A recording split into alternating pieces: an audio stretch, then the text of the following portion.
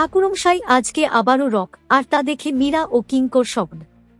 উফ, আজকে আবারও একটা ফাটাফাটি এপিসোড হয়ে গেল। বিশেষ করে ওই সিনটা যখন কিঙ্কর ও মীরা ওই ঘরেতে ঢুকল এবং আর্য ও অপর্ণাকে ওইভাবে মাথা রেখে পাশাপাশি শুয়ে থাকতে দেখল।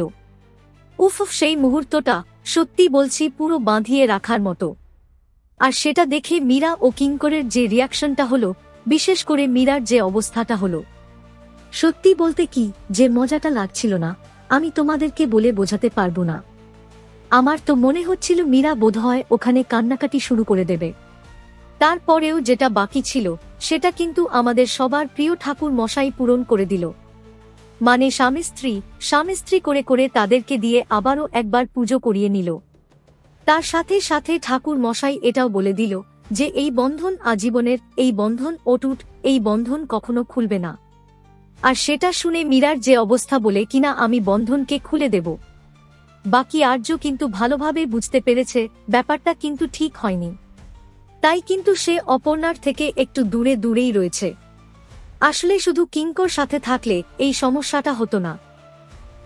ওই গায়ে পড়া মীরা মেয়েটা এসেই তো সমস্ত গন্ডগোলটা করে দিয়েছে। এদিকে অপু আবার ভাবতে শুরু করেছে যে আর্য বোধহয় তার ওপর রেগে রয়েছে, কারণ সে মিথ্যে পরিচয় দিয়েছে। যদিও আমার মনে হয় না আর্য মিথ্যে পরিচয় দেওয়ার কারণে রেগে রয়েছে। আর্য যদি রেগে থাকে তাহলে অপর্ণার একা একা ওইখানে যাওয়ার ফলে রেগে থাকবে। সো এবার দেখাই যাক মীরা এত কিছু দেখার পর নতুন করে আবার কি প্ল্যান করে, কারণ ওই মহিলাদের চুপ করে বসে থাকবে না।